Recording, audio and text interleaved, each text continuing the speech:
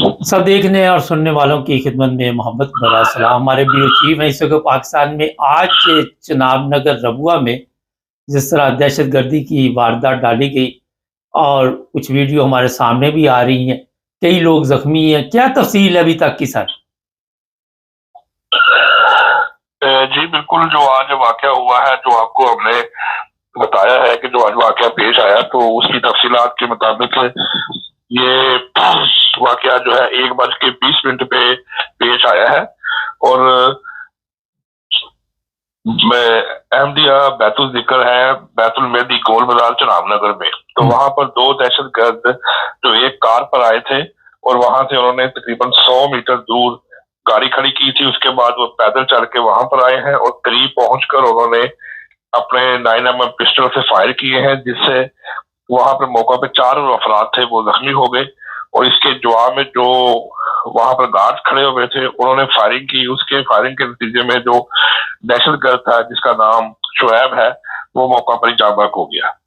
एक शनाख्ती कार्ड भी मिला है, ये जरा तफसील बताइएगा, कहाँ से ताल्लुक था इसका?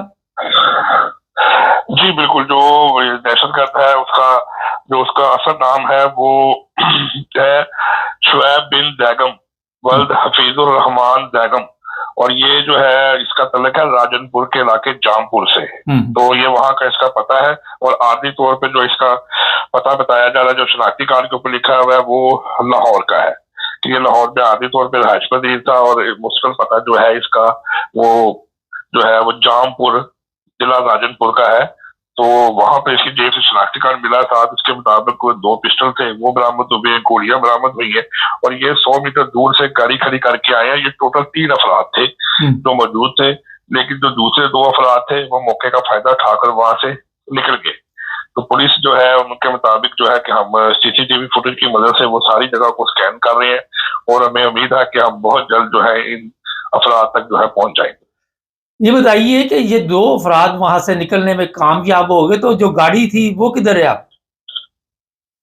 जी बिल्कुल, जो गाड़ी इनकी तरफ से जो खड़ी करके आए थे वो वहां पर लोकल चनाब नगर जो पुलिस है, जो पुलिस स्टेशन के बाहर खड़ी है, जो चनाब नगर जो थाना है उसके एसएचओ ने उनको अपनी कस्टडी में ले लिया है।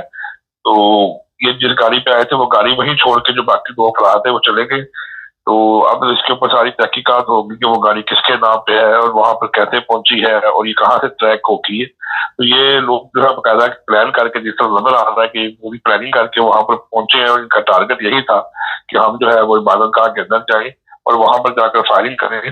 तो वहां अगर अंदर दाखिल हो जाते तो फिर बहुत बड़ा नुकसान हो जाना था। लेकिन ये है कि गार्ड ने बर वक्त कार्रवाई की, तो उसकी वजह से जो है वो एक दहशतगर्द जो है वो मौके पे जा बहक हो गया। लेकिन बाकी जो लोग थे वो वहां से फरार होने में कामयाब हो गए। सर, ये वीडियो में देखा जा रहा है कि फायरिंग जिस तरह की जा रही है और जिस तरह लगातार गोलियां चलाई गई, ये मेरा ख्याल इन्होंने कोई बकायदा कोई ना कोई इसके बारे में पहले ऐसे लग रहा है जैसे बहुत ही कोई माहिर आदमी है ये। जी बिल्कुल, जो आज तक जितने भी इबादत गाहों के ऊपर हमले हुए तो ये सारे एक वेल ट्रेन्ड टेररिस्ट होते हैं, दहशतगर्द होते हैं। जैसे आप देख सकते हैं कि फुटेज के अंदर जो पीछे उसने एक बैग पहना हुआ है जिसके अंदर मौके पे बुलेट्स वगैरह और दूसरी चीजें जो है वो रखी होती है। तो ये एक आम आदमी तो नहीं होते जो हमला करने के लिए पिस्टल पकड़ के आ जाते हैं। ये जिस तंजीम के साथ अटैच होते हैं वो इनको बाकायदा तौर पे इनकी ब्रेन वॉशिंग करते हैं, इनको पूरी तरह ट्रेन करते हैं, हर तरह से हालात वाकई के मुताबिक समझा के फिर इसको भेजते हैं। फायरिंग भी कर सकते हैं, सुसाइड अटैकर भी बनते हैं। बाद आज से पहले वाकयात होते रहे हैं जिसमें जो हमलावर थे वो खुद का जैकेट भी पहनी होती थी, पहले फायरिंग करते थे, उसके बाद आखिर में वो खुद को उड़ा देते थे। तो ये एक बिल्कुल ट्रेंड आदमी है। और देखने में जैसे आप देख सकते हैं कि वो दूर से जब उसने थोड़ा फासला देखा है, 40-50 गज दूर से उसने पिस्टल सीधी करके जो भर गार्ड खड़े उनके ऊपर फायरिंग शुरू कर दी है। तो तस्वीर में देखा जा सकता है कि उसके कंधे पर दो फायर लगे हैं, सिर्फ पास आके फायर किया है। तो उसके बाद एक जो उनका गार्ड है तो वो इबादत गाह के अंदर दाखिल हो गया। उसके बाद जब इसने दोबारा दूसरी पिस्टल निकाली है तो फिर इसको जो है दूसरे तरीके से जो है वो इसको फायर लगा है। तो ये जो है 12 मामला बड़े संगीन है, अफसारों के ऊपर तहकीकात होंगी कि किस तरीके से ये जो है मामला पेश आया और इसके पीछे क्या मुहर्रिकात थे। सर, ये 2 लोग भाग गए हैं, आप देख रहे हैं कि उनको तलाश कर लिया जाएगा? जी बिल्कुल, जो पुलिस है उन्होंने यही बताया है कि पुलिस के अधिकारी ने कि हमने जो है वो सीसीटीवी फुटेज जो है उसके मुताबिक हम इनको तलाश कर रहे हैं और इसको देख रहे हैं, और हम देख रहे हैं कि ये फुटेज से कि किस तरीके से ये कहाँ से निकलते हैं और कहाँ पर जाते हैं। तो उम्मीद यही है कि जो अब जिस तरह से कैमरे की रिकॉर्डिंग की जा रही, तो लग यही रहा है कि वो आज रात को उस इलाके में सर्च ऑपरेशन करेंगे और देखेंगे कि कैमरा के जरिए यहाँ से बंदा गुजरा है, यहाँ पर आया तो आगे कहाँ तक गया है। जहां पर कैमरे की एक्सेस होगी वहां से वो कड़ी से कड़ी बुलाकर उसको चेक करेंगे। तो बाहर एक वाकया हुआ है, इबादत गाह के ऊपर हमला हुआ है, तो टीपी जो थे वो भी वहां पर मौजूद थे, उस मौके पे आए थे। तो ये सारा एक बड़ा वाकया है, तो वो जरूर इसको चेक करेंगे और देखेंगे कि किस तरीके से जो है वो इसको पकड़ सकते हैं हम, ताकि इसको पकड़ के तो फिर इसके खिलाफ जो कार्रवाई है वो की जाएगी। सर ये बताइए कि जो लोग जख्मी हुए हैं कोई उनके बारे में आपके पास इंफॉर्मेशन हो? जी बिल्कुल, जो टोटल जो है वो बुलेट की तरफ से बुलेट लगने से जो जख्मी हुए थे वो टोटल 6 अफराद हैं। तो जिनको लोकल वहां पर तो चनाब नगर के अंदर जो लोकल हॉस्पिटल है उसके अंदर उनको जो है रखा गया है, उनको इब्तदाई तिब्बी इमदाद दी गई थी। तो उनमें से 2 है उनकी हालत क्रिटिकल है। तो जो उनका वो ऑपरेशन जारी था, तो लास्ट हमारी नाय से बात हुई थी तो वो कह रहे थे कि उनके ऑपरेशन जारी है, बाकी जो है वो खतरे से बाहर है। तो 2 के मतलब ये था कि उनकी हालत ज्यादा तशवीशनाक। सर 200 के करीब नमाजी मस्जिद में मौजूद थे उस वक्त और नमाज हो रही थी। आप देख रहे हैं कि अगर फर्ज करे ये कामयाब हो जाते तो बहुत ज्यादा नुकसान होना था।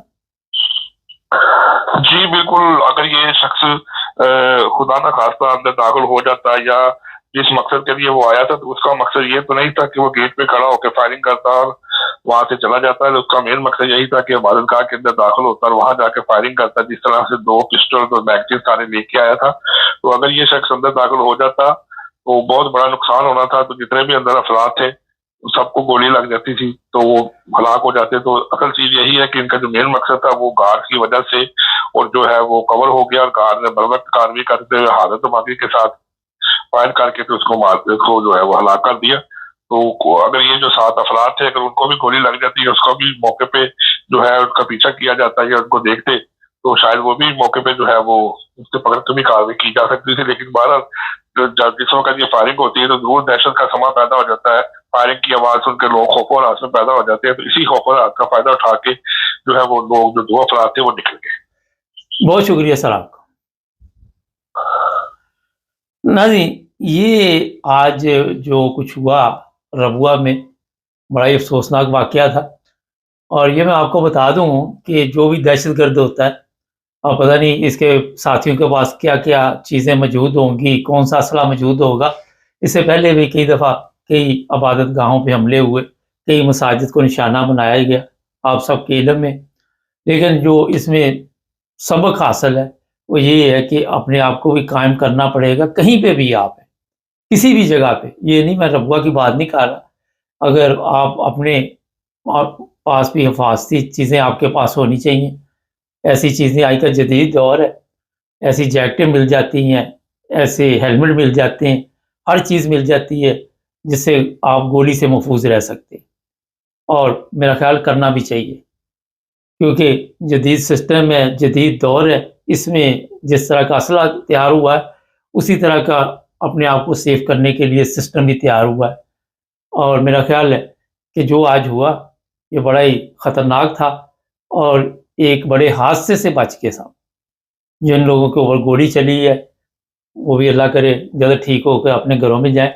मगर इससे सीखना चाहिए कि कौन सी कमज़ोरी जिसकी वजह से ये लोग यहाँ तक पहुँचे, और उस पर मेरा ख्याल है कुछ ना कुछ अपने आप को कायम करना होगा। चैनल को सब्सक्राइब करें, जुड़े रहें हमारे साथ ताकि और भी प्रोग्राम देखते रहें।